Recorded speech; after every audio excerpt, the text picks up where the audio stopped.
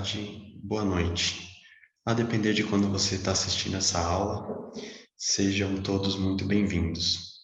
Primeiramente, gostaria de agradecer ao grupo Pensar Contabilidade, em nome da doutora Camila Lopes Cruz, pelo convite. Grande honra poder participar desse projeto, que tem por objetivo principal levar a educação jurídica de qualidade e gratuita para todos os cantos do Brasil. Vou falar rapidamente da minha formação acadêmica e profissional, o que, em certa medida, me habilita a passar um conteúdo de qualidade para vocês. Eu sou formado em Direito pela PUC de São Paulo no ano de 2006, sou especialista em Direito Administrativo também pela PUC em 2010, especialista em Direito Privado pela Escola Paulista da Magistratura em 2010, fui servidor público do Tribunal de Justiça de São Paulo, onde ocupei vários cargos por vários anos, e atualmente eu sou defensor público do Estado do Mato Grosso.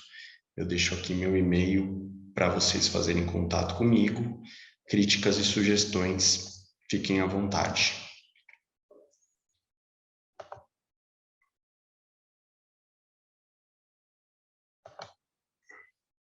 Bom, antes de começar, queria passar algumas indicações de estudo e guia para vocês. Conforme o interesse de cada um, conforme a profundidade que vocês querem dar no conteúdo e da matéria, do mais simples para o mais complexo, eu destaquei aqui 3 obras para vocês que eu entendo que pode ajudá-los. A primeira indicação é o Direitos Humanos, é um resumão, né? É uma obra minha, é um cartão resumo da editora Barros Fischer, que está à venda desde 2014, foi feita em coautoria com um colega meu do Tribunal de Justiça, Márcio Camacho, e com o saudoso desembargador Antônio Carlos Malheiros, grande referência de direitos humanos no Brasil, que infelizmente nos deixou este ano de 2021. É um material muito barato, é cerca de R$15, resolve bem para quem não tem noção nenhuma de direitos humanos e ajuda bastante para a OAB. A segunda indicação é um livro curto, tem pouco mais de 100 páginas e traz os elementos estruturais de um bom conteúdo de direitos humanos. É do defensor Carlos Veis, de São Paulo, da editora Malheiros. Ela aprofunda um pouco mais nos temas e tem uma linguagem bem acessível, também é uma boa indicação para quem não tem tanto tempo e quer uma leitura mais rápida dos principais conteúdos. A terceira indicação é uma obra mais robusta de direitos humanos, é do professor André Carvalho Ramos, ele é integrante do MPF, é professor da USP, e é realmente assim uma obra para quem tem mais tempo para se dedicar para os direitos humanos, tem muito interesse em aprofundar nos detalhes. É uma obra muito interessante, muito bacana, muito rica. Então, assim, eu deixo essas 3 indicações para vocês verem aí conforme a necessidade de vocês, o quanto vocês querem aprofundar na matéria. São 3 boas indicações. A primeira é um conteúdo mais tranquilo, a segunda um conteúdo médio e a terceira um conteúdo mais aprofundado. Bem, nesse primeiro slide eu quero mostrar, na foto do meio, nós temos a sede da OIT em Genebra, na Suíça. Do lado esquerdo, em cima, tem o símbolo da OIT, e do lado direito, embaixo, tem o símbolo da ONU. Notem as semelhanças entre os símbolos da ONU e da OIT. As cores, os ramos, as cores simbolizam a paz, assim como os ramos também nos símbolos. A OIT foi parte do Tratado de Versalhes, que pôs fim à Primeira Guerra Mundial. A OIT ela é uma agência especializada da ONU. Ela é uma organização autônoma que atua em cooperação com a Organização das Nações Unidas através do seu Conselho Econômico e Social. A agência especializada não é obrigatoriamente fundada pela ONU, porém é incorporada pelo sistema das Nações Unidas, sob a validade da Carta da Organização. É o caso da OIT, visto que ela existia muito antes da criação da ONU. Então, assim, A OIT hoje, ela é uma agência da ONU, mas a sua criação ela é anterior. Então, é importante que vocês entendam isso, que isso vai ser bem importante para o conteúdo que nós queremos passar aqui para vocês hoje. Outros exemplos de agência da ONU, só para ilustrar, é o UNICEF, por exemplo, que é o Fundo das Nações Unidas para a Infância. O outro que nós temos também é o Programa Alimentar Mundial, PAN, e o outro é o Programa das Nações Unidas para o Desenvolvimento, que é o PNUD. Então, exemplos de agências que incorporam, né, que trabalham junto com a ONU. No caso da OIT, ela é uma agência especializada, independente, e ela é antecessora à própria criação da ONU. Muito bem. Então, aqui nesse slide eu quero mostrar para vocês a OIT, as principais características, a composição, para a gente poder criar musculatura, para a gente poder enfrentar o nosso conteúdo aqui hoje. Então, a OIT tem como objetivo promover a justiça social. Ela foi vencedora do Prêmio Nobel da Paz de 1969. Ela é uma agência das Nações Unidas, conforme eu já falei, e ela tem uma estrutura tripartite. Ela tem representante do governo, ela tem representante dos trabalhadores, ela tem representante dos empregadores.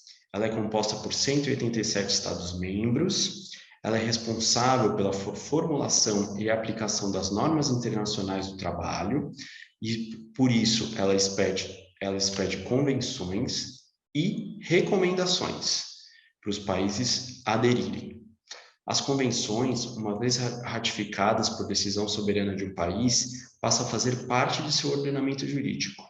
O Brasil está entre os membros fundadores da OIT e participa da Conferência Internacional do Trabalho desde sua primeira reunião.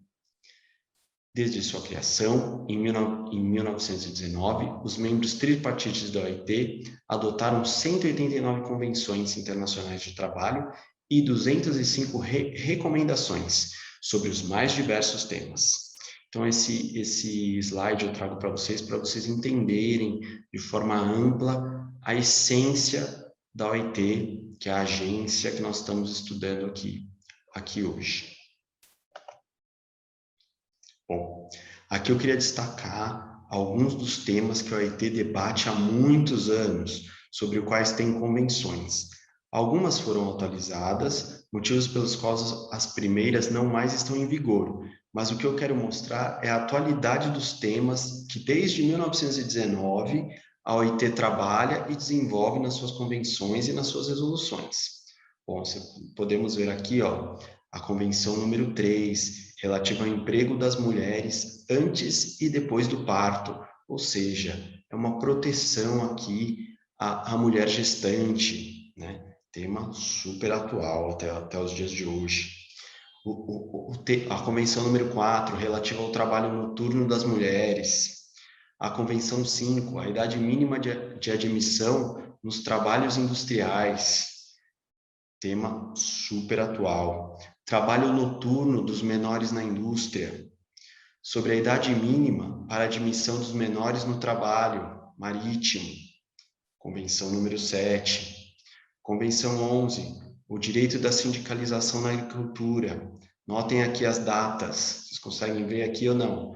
1919, a OIT já tratava do emprego das mulheres antes e depois do parto. Em 1920, a idade mínima para admissão de menores em alguns tipos de trabalho, como o trabalho marítimo. Então, são discussões que têm mais de 100 anos. A OIT já abordava esses temas, enfrentava esses temas nas suas convenções e nas suas resoluções. Isso é bem importante a gente destacar. Bom, abaixo aqui à esquerda, eu trago uma foto da sede da ONU em Nova York. Acima, a Casa da ONU em Brasília.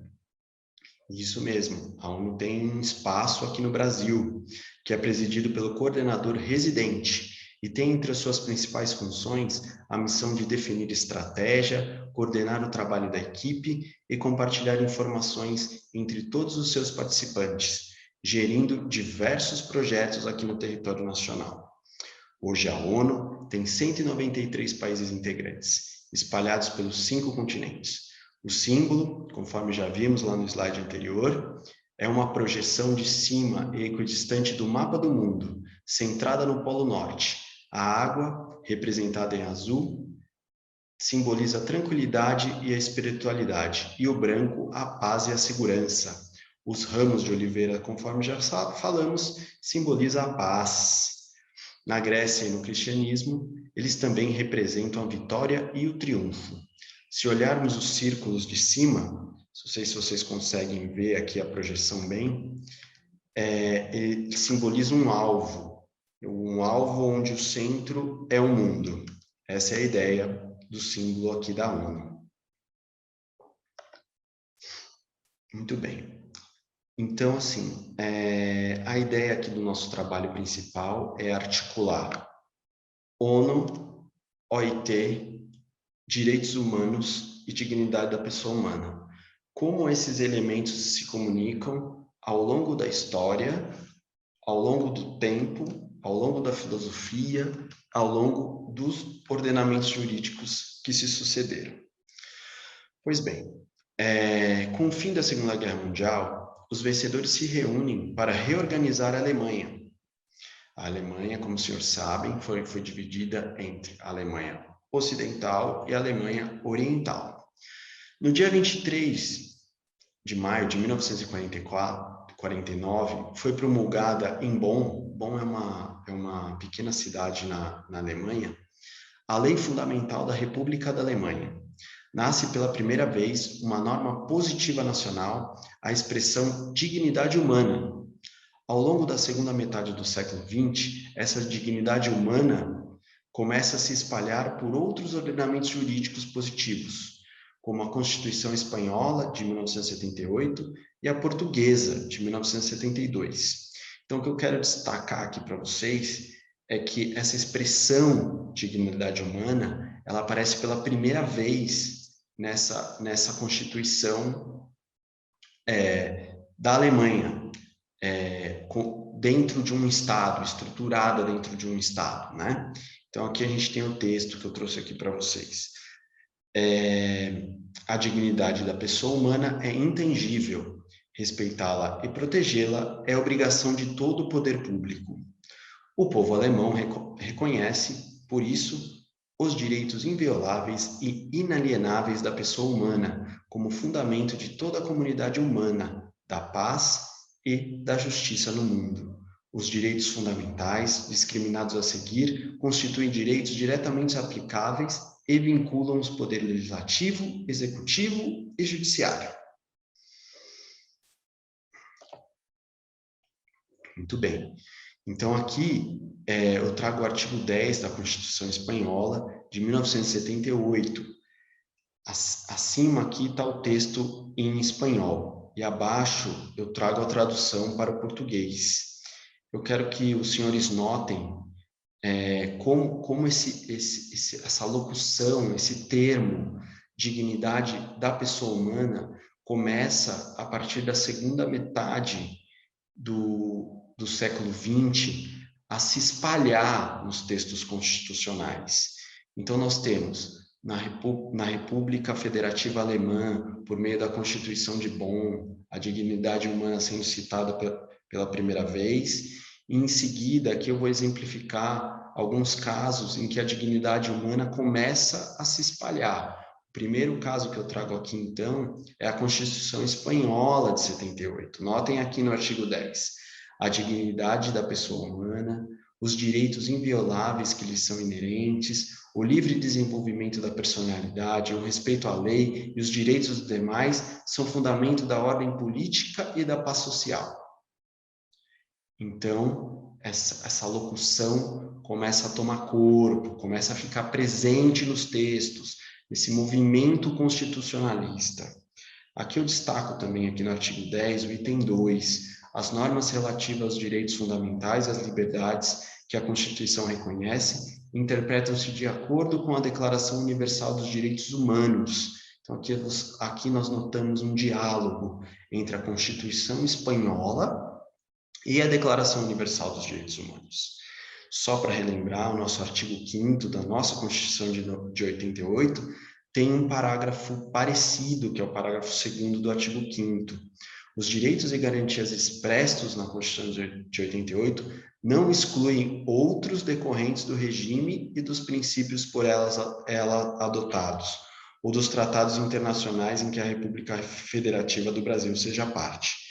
Então, assim, nós notamos tanto no texto brasileiro quanto no texto espanhol essa ligação, né? Essa conexão que a Constituição do Estado busca com o texto internacional. E é disso que nós estamos conversando aqui hoje, de um diálogo entre dignidade humana, direitos humanos e OIT. A OIT representa aqui para a gente, né, o direito do trabalho. Aqui eu trago mais um exemplo para vocês dessa dignidade humana permeando as constituições que se seguiram, principalmente as quedas das ditaduras, né? No caso da Espanha, a ditadura de Franco, e aqui no caso de Portugal, a ditadura de Salazar. Então, aqui em 1972, a gente tem a promulgação da Constituição de Portugal, que expressamente fala Portugal é uma república soberana baseada na dignidade da pessoa humana e na vontade popular, e empenhada na construção de uma sociedade livre, justa e solidária. Muito bacana aqui, então, esse trecho.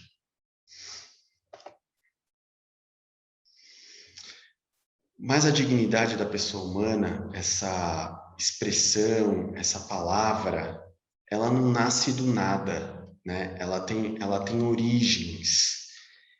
Ela tem origem principalmente em 3 eixos principais que eu vou destacar aqui para vocês, que é o cristianismo. O cristianismo ele tem marcos estruturais ao longo desses 2000 anos que traz essa questão da solidariedade de forma muito intensa, essa centralização do homem nas relações gerais. Então, o cristianismo, a filosofia e o constitucionalismo são 3 pilares que impulsionam a dignidade humana para dentro dos textos jurídicos, né? O constitucionalismo retira a dignidade do texto da Declaração Universal dos Direitos Humanos, que, por sua vez, essa Declaração Universal se apoia nas revoluções liberais, principalmente na Revolução Francesa e Americana, né? A Declaração Universal de 1948, reconhecida pelo Brasil, oportunidade em que o Brasil expressamente reconheceu a Declaração Universal dos Direitos Humanos. O preâmbulo aqui, o que consta? Considerando que o reconhecimento da dignidade inerente a todos os membros da família humana e dos seus direitos iguais e inalienáveis constituem o fundamento da liberdade, da justiça e da paz no mundo, considerando que, na Carta, os povos das Nações Unidas proclamam de novo a sua fé nos direitos fundamentais do homem, na dignidade e no valor da pessoa humana, na igualdade dos direitos dos homens e das mulheres, e se declaram resolvidos a favorecer o progresso social e instaurar melhores condições de vida dentro de uma liberdade mais ampla. O artigo 1º, todos os seres humanos nascem livres e iguais em dignidade e em direitos, dotados de razão e de consciência, devem agir uns para com os outros em espírito de fraternidade. Então, assim, o que a gente nota? Que a Declaração Universal dos Direitos Humanos, ela traz o valor dignidade. Esse valor dignidade, ele é fruto de uma construção filosófica, ele é fruto de uma construção cultural, ele é fruto de um movimento jurídico, essa construção cultural se espelha no cristianismo, essa construção filosófica, ela se espelha em diversos fatores, principalmente no renascentismo, e depois temos o constitucionalismo traduzindo tudo isso em textos jurídicos. Essas balizas são fundamentais. Aqui eu trago um trecho da Declaração Francesa que eu queria destacar. Os homens nascem e são livres e iguais em direitos. Outro trecho importante da Declaração de Independência dos Estados Unidos. Todos os homens são iguais, foram aquinhoados pelo seu Criador com certos direitos inalienáveis, e, entre esses direitos, se encontra o da vida, da liberdade e a busca da felicidade. Destaco aqui a busca da felicidade expressamente consignada na Declaração de Independência dos Estados Unidos. Eu quero registrar um pensamento aqui da Hannah Arendt. Ela expressamente diz que, não obstante o que a gente já verificou aqui, que eu até grifei aqui para vocês, todos os seres humanos nascem livres e iguais em dignidade e direitos. A Hannah Arendt, ela traz uma construção que eu tenho que destacar para vocês, que a história comprova que os homens não nascem livres e iguais em direitos. Eles se tornam livres e iguais quando se convenciona que todos os membros da comunidade politicamente organizada serão livres e iguais perante a lei. A igualdade e a liberdade do ser humano são construídas pela sociedade politicamente organizada, nos estados e na ordem internacional, por meio de escolhas políticas dessas própria comunidade, no âmbito político e jurídico. Então, a Hannah Arendt traz uma reflexão assim, olha, eu sei o que consta no texto da Declaração Universal dos Direitos Humanos, só que isso não é bem assim. Na prática, isso é uma construção política e jurídica. É isso que ela quer destacar, eu acho isso bem importante trazer isso para vocês. Os direitos humanos, a dignidade humana, a própria OIT, ela é fruto de uma luta constante em diversos campos, no campo político, no campo econômico, no campo jurídico, para que isso seja efetivado. Para Hannah Arendt, o primeiro direito humano é o direito de ser titular de direitos. Essa titularidade se alcança pelo vínculo da cidadania, ou seja, pelo vínculo do indivíduo com a sociedade política e juridicamente organizada e garantidor de todos esses direitos. Bom, aqui eu quero mostrar que a Declaração Universal dos Direitos Humanos, assim como já aconteceu na Constituição Mexicana de 1917, na Constituição de Weimar de 1919, na própria Constituição Brasileira de 1934, que daria depois ensejo à CLT, a Declaração Universal dos Direitos Humanos trouxe também normas relativas ao direito do trabalho. E é sempre essa comunicação que nós estamos fazendo aqui na nossa aula de hoje, que é direitos humanos, direito do trabalho, dignidade da pessoa humana, e esse intercâmbio constante, né? Esse diálogo que eu quero mostrar aqui para vocês. Então, toda pessoa tem direito ao trabalho, à livre escolha do trabalho, a condições equitativas e satisfatórias de trabalho e à proteção contra o desemprego. Todos têm direito, sem discriminação alguma, a salário igual por trabalho igual. Quem trabalha tem direito a uma remuneração equitativa e satisfatória, que lhe permita à sua família uma existência conforme com a dignidade humana e completa, se possível, por todos os outros meios de proteção social. Toda pessoa tem o direito de fundar, com outras pessoas, sindicatos e de se filiar em sindicatos para a defesa de seus interesses. Muito bem. Eu quero destacar aqui as principais conquistas dos direitos humanos na Constituição Brasileira de 1988. Percebam mais uma vez, destaco aqui o diálogo com a dignidade humana, que ela é fundamento e objetivo da República Federativa do Brasil. As principais conquistas foram a dignidade da pessoa humana como fundamento do Estado brasileiro, a proteção da pessoa humana como objetivo fundamental do Estado, a prevalência dos direitos humanos como princípio regente das relações internacionais, a positivação dos direitos e garantias fundamentais no princípio do texto constitucional, consagração da aplicação imediata das normas definidoras de direitos e garantias fundamentais, a abertura do catálogo de direitos e garantias fundamentais e reconhecimento dos tratados internacionais de direitos humanos. Então, são todas conquistas trazidas pela Constituição de 1988 que não existiam nos textos constitucionais brasileiros anteriores. A afirmação dos direitos sociais como verdadeiros direitos fundamentais. Aqui dentro dos direitos sociais, nós temos o direito do trabalho. A qualificação dos direitos da pessoa como cláusula pétrea, cláusulas imutáveis. A formação de um Tribunal Penal Internacional de Direitos Humanos. Além das conquistas com a promulgação da Constituição de 88, destaco aqui também a Emenda Constitucional 45, popularmente conhecida como a Reforma do Poder Judiciário, que também mexe com esse eixo dos direitos humanos, e eu, apesar de não ser de 88, ser de 2004, eu quero destacar 3 pontos aqui para os senhores.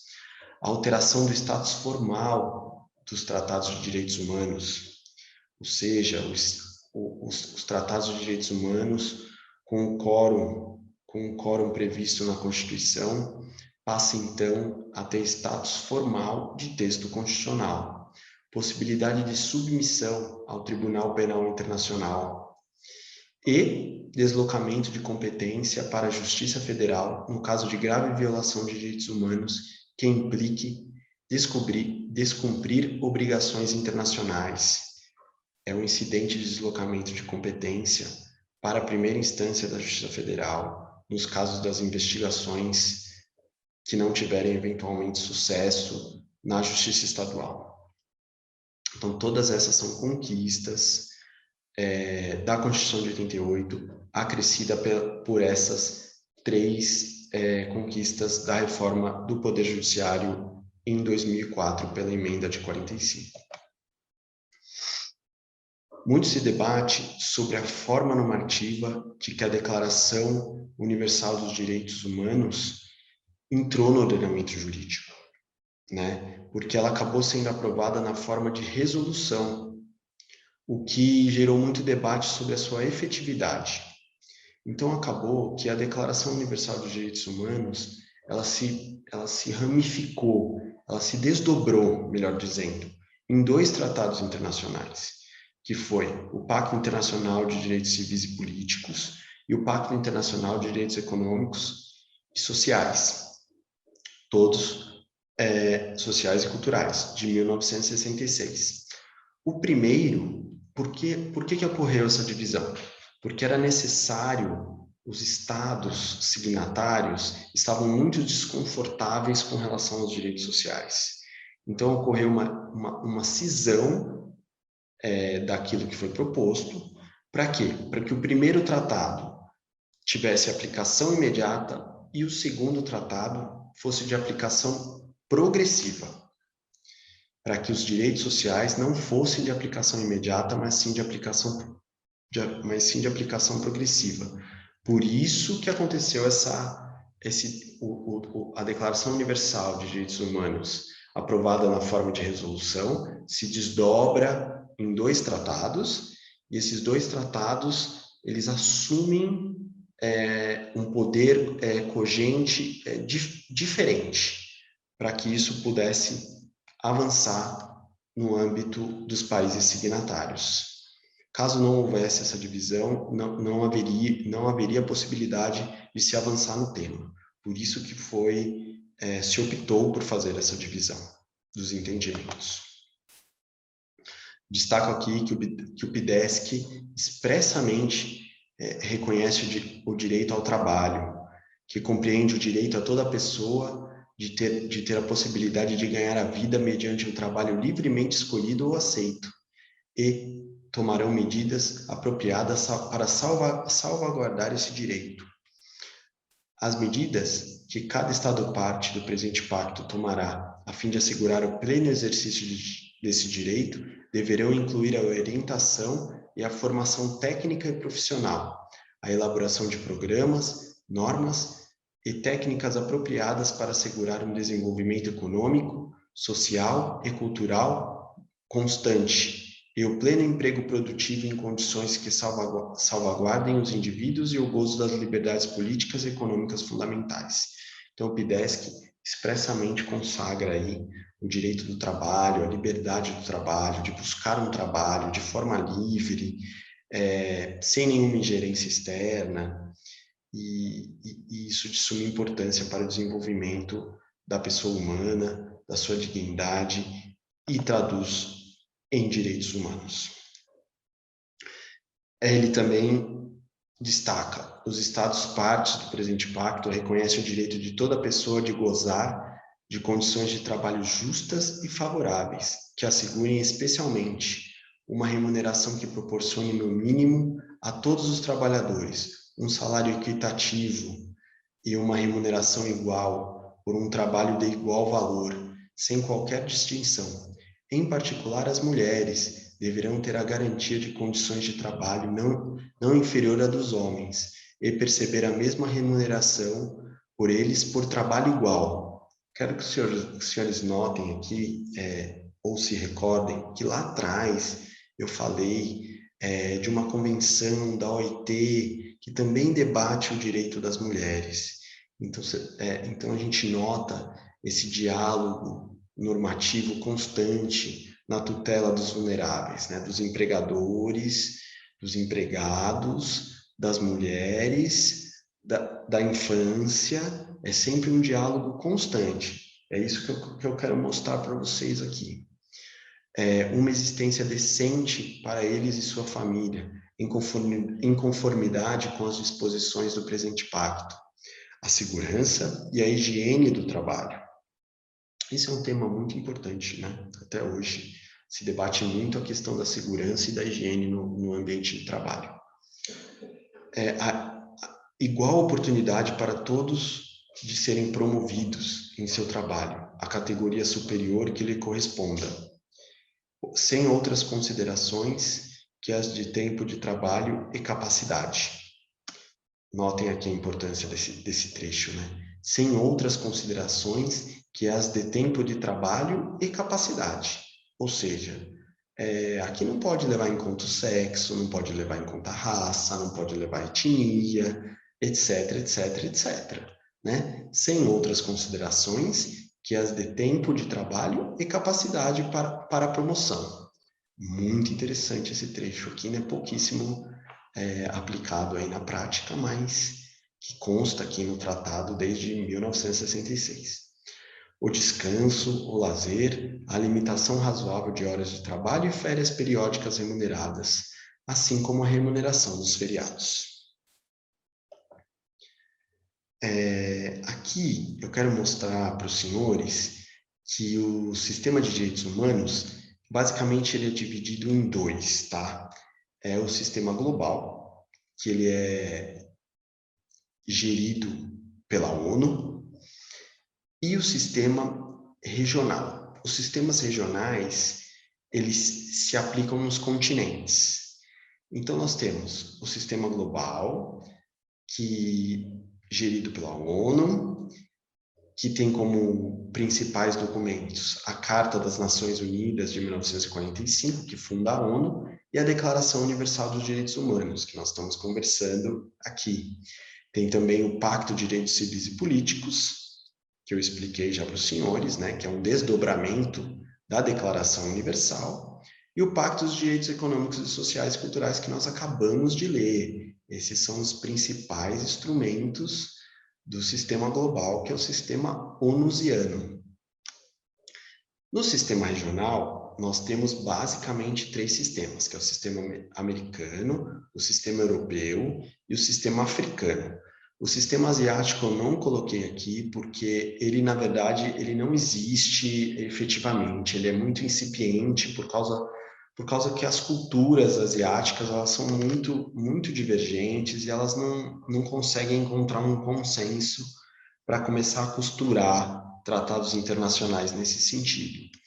Então, assim, no âmbito regional, nós temos 3 destaques, que é o americano, que o principal documento é a Convenção Americana de Direitos Humanos, de São José da Costa Rica, de 1969.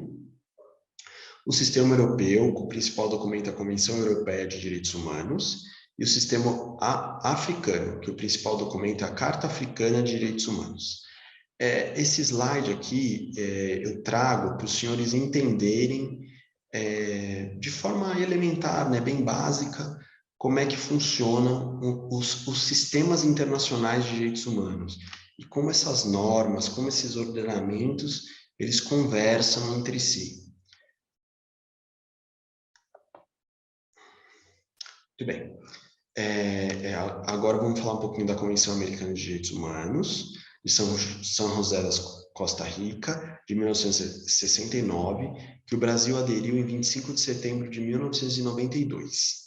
Tá? Mais uma vez, é uma convenção internacional que expressamente fala da proteção da honra e da dignidade. Toda pessoa tem o direito ao respeito de sua honra e ao reconhecimento de sua dignidade. Ninguém pode ser objeto de ingerências arbitrárias ou abusivas em sua vida privada, na de sua família, no seu domicílio ou em sua correspondência, nem de ofensas ilegais à sua honra ou à reputação.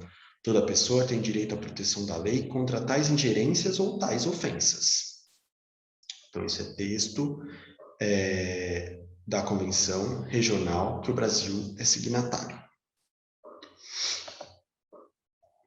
Pois bem, eu estou explicando aqui para os senhores, desde lá de trás, que a ideia da nossa pequena aulinha aqui é demonstrar a ligação, a interação entre direitos humanos, dignidade da pessoa humana e direito do trabalho, aqui que eu escolhi ser representada pela OIT. Por que eu escolhi a OIT? Porque a OIT é responsável pelos tratados internacionais. Eu quero mostrar para vocês a comunicação internacional disso tudo. Agora, eu não posso só mostrar a comunicação internacional disso tudo. Eu preciso mostrar para vocês os pilares dessa formação. Eu já falei que o cristianismo é um pilar dessa formação, as encíclicas papais todas que são divulgadas se traduzem nessa formação da dignidade da pessoa humana. Eu não aprofundo aqui nessas encíclicas, porque isso precisaria de uma aula específica só para isso, mas na questão da filosofia, eu poderia tratar diversos autores, mas eu vou tratar um em especial, que é o Kant, o Immanuel Kant, na sua obra Fundamentação da Metafísica dos Costumes, de 1785, ele é considerado um dos pais da dignidade humana. Por que isso acontece? Porque ele traz a racionalidade, ele traz um imperativo categórico nos seguintes termos. Desculpa aqui, passou, voltei. Todos os seres racionais são dotados de dignidade e não preço. Ou seja, que todos possuem um fim em si mesmos e não podem, portanto, ser utilizados como meio para atingir determinada finalidade. Ele retira o homem objeto e ele traz esse homem para o seu lado mais humano. O homem não pode ser usado como objeto de algo. Essa é a ideia. Por isso que Kant é uma referência filosófica da dignidade da pessoa humana, e talvez a principal delas, por isso que eu destaco aqui para os senhores. Para falar de um constitucionalista, que eu gosto bastante e que traz um conceito de dignidade humana que enriquece aqui o nosso trabalho, eu vou citar o Eagle Silent. Temos por dignidade da pessoa humana a qualidade intrínseca e distintiva de cada ser humano, que o faz merecedor do mesmo respeito e consideração por parte do Estado e da comunidade que ele vive, implicando, nesse sentido, um complexo de direitos e deveres.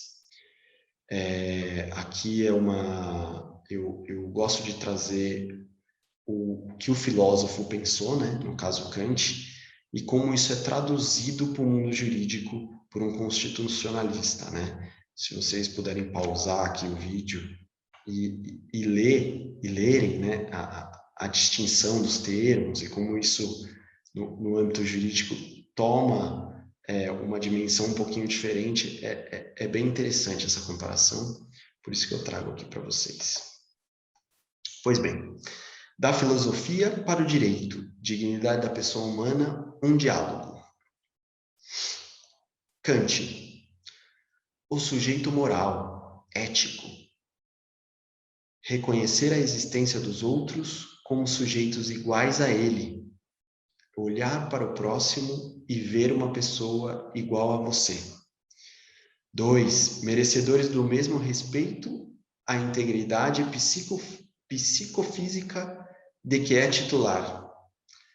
É dotado de vontade livre, de autodeterminação.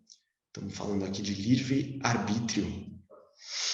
É parte do grupo social, em relação ao qual tem a garantia de não vir a ser marginalizado.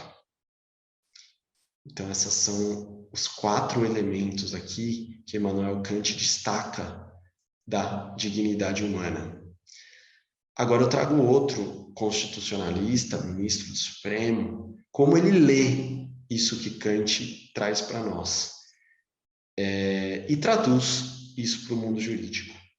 Então, para Barroso ficaria assim: valor intrínseco de todos os seres humanos, a autonomia de cada indivíduo, limitada por algumas restrições legítimas impostas a ele em nome de valores sociais ou interesses estatais, o valor comunitário.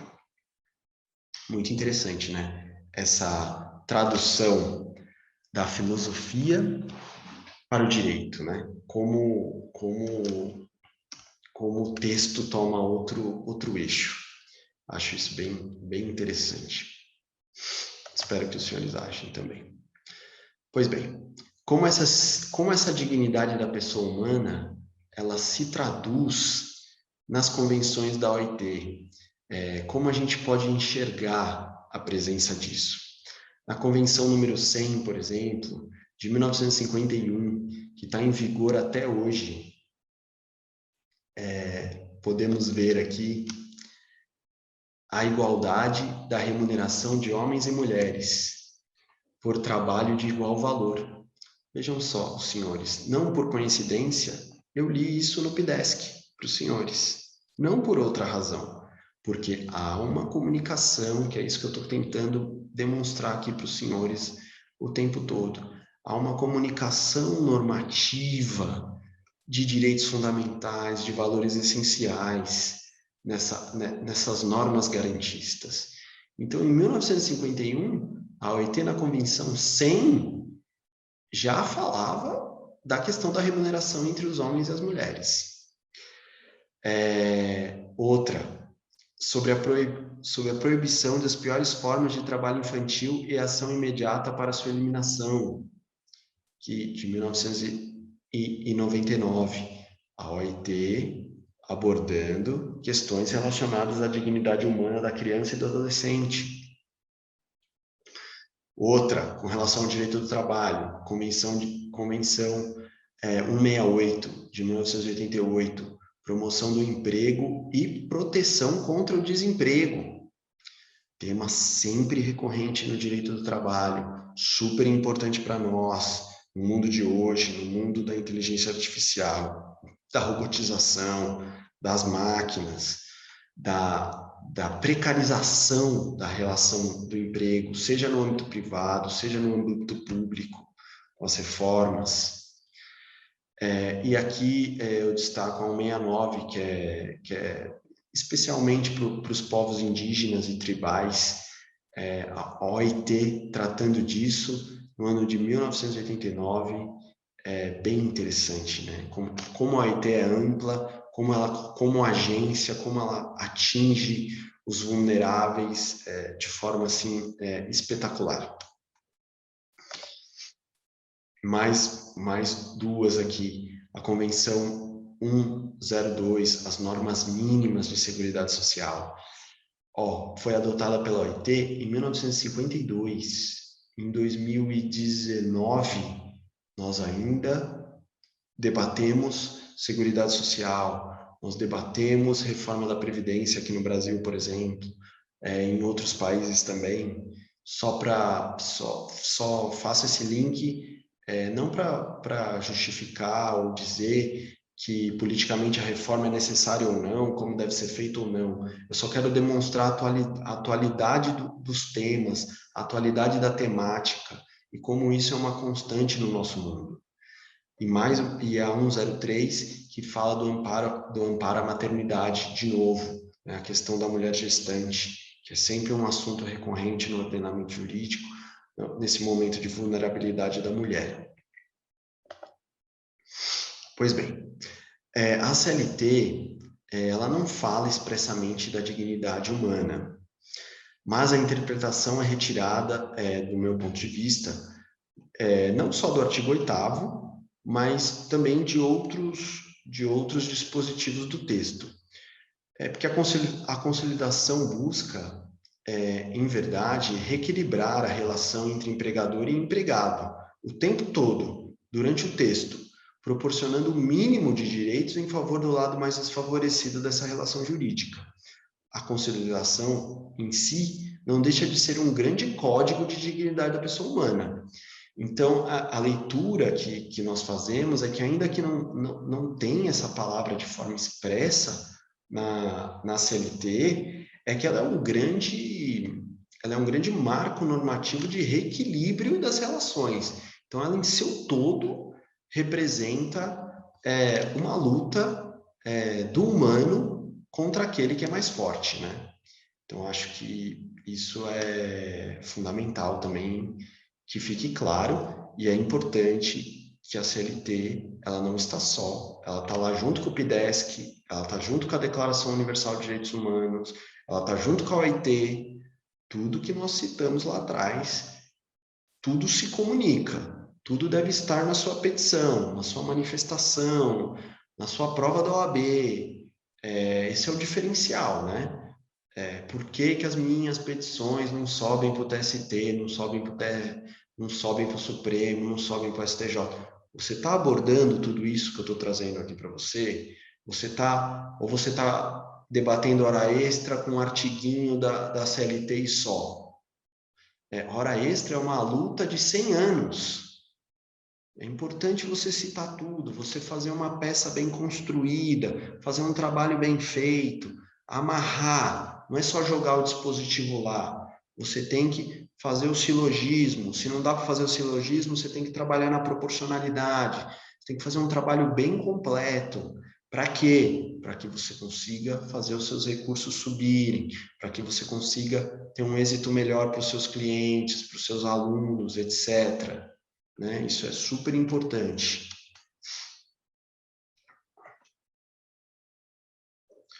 Muito bem. Na Constituição Federal de 1988, o direito do trabalho é um direito social e ele está dentro dos direitos e das garantias fundamentais, como os senhores já sabem, está lá no artigo 6º. Então, aqui, já mais para encerrar, eu queria que os senhores... Aqui eu coloco conclusões parciais, porque não são conclusões finais, né? Essa aula é uma aula inicial, é uma aula de abertura de reflexões, é uma aula para os senhores começarem a ver o direito do trabalho de outra forma, como deságua no direito do trabalho questões históricas, lutas históricas, centenárias. A ideia dessa aula é aumentar a visão dos senhores sobre o que é o direito do trabalho. Essa é a ideia fundamental. Tá? É por isso que eu falo de conclusões parciais, porque não é um pensamento final, não é um pensamento acabado, né? Eu quero que os senhores notem a importância da OIT no âmbito internacional e no âmbito nacional, e como ela se comunica com a Declaração Universal dos Direitos Humanos, resguardando direitos trabalhistas tão caros ao ser humano e tão importante para o capitalismo humanizado. Isso é fundamental. Infelizmente, vários políticos, vários empresários e várias pessoas que estão no setor público ainda não entenderam isso, que o capitalismo, por si só, ele não é sustentável. Então, é fundamental um capitalismo humanizado, um capitalismo que se preocupe com o meio ambiente, um capitalismo que se preocupe com as relações do trabalho, um capitalismo capaz de promover também a inclusão. Isso é essencial. Então, a dignidade da pessoa humana, positivada na Lei Fundamental de Bonn, deságua nos demais textos constitucionais na segunda metade do século XX, principalmente após a queda das ditaduras respectivas, né? Aqui eu trouxe como exemplo, eu trouxe Portugal, né? Que após a queda de Salazar, e na Espanha, após a queda do ditador Franco. E no Brasil, com o fim gradual do regime militar, a dignidade da pessoa humana começa a permear os textos constitucionais, né? Dignidade é essa que tem origem na Declaração Universal dos Direitos Humanos, que se traduz inicialmente na Constituição Alemã de Bonn, e depois ela se espalha. Antes, nós já temos, trabalhando dignidade, trabalhando direitos humanos, nós temos a OIT, lutando por isso, desde lá dos Tratados de Versalhes até o final da Segunda Guerra Mundial. Quando a ONU é criada, ela se incorpora à ONU como uma agência autônoma, e aí, então, você tem toda uma construção, né? Toda uma construção jurídica, toda uma construção filosófica, toda uma construção cultural para que esses direitos fundamentais possam ser garantidos. Isso é essencial que os senhores entendam como um regime de X horas semanais. Isso é uma luta social centenária. Isso não aconteceu assim, do nada. Então, é isso que eu quero destacar para os senhores. E como isso se comunica, né? Por isso que eu digo que essa aula é a aula base. É a aula base para os senhores entenderem o curso, entenderem o pensar contabilidade. E aí vocês conseguem, a partir dessa aula, assistir às outras aulas com outro pensamento, né? Eu acho que isso que é o principal. Se eu conseguir fazer isso, eu estou bem feliz aqui. Dignidade como um valor constitucional a ser construído pela comunidade e efetivado no âmbito privado e público, por órgãos estatais e pela empresa privada. Isso é muito importante. A dignidade a gente não pode só cobrar dignidade humana do Estado, a gente precisa também cobrar dos grandes grupos econômicos, da empresa privada, das relações mais básicas às relações mais complexas. Não basta dizer que a dignidade humana, isso tudo está resolvido. É preciso criar um instrumental jurídico, econômico, social e político para que isso, de fato, se efetive na realidade das pessoas. Então, é isso. Eu queria agradecer por vocês terem a paciência de terem assistido a aula. Deixem os seus comentários para que possamos sempre melhorar e aperfeiçoar nossa dinâmica de ensino. Eu deixo aqui o meu e-mail. Agradeço mais uma vez ao projeto Pensar Contabilidade. Forte abraço a todos. Fiquem com Deus. Espero que essa aula tenha ajudado um pouquinho vocês a abrir a mente, a verem o direito do trabalho de outra forma. Tá bom? Tá bom, meus queridos? Um abraço grande para vocês.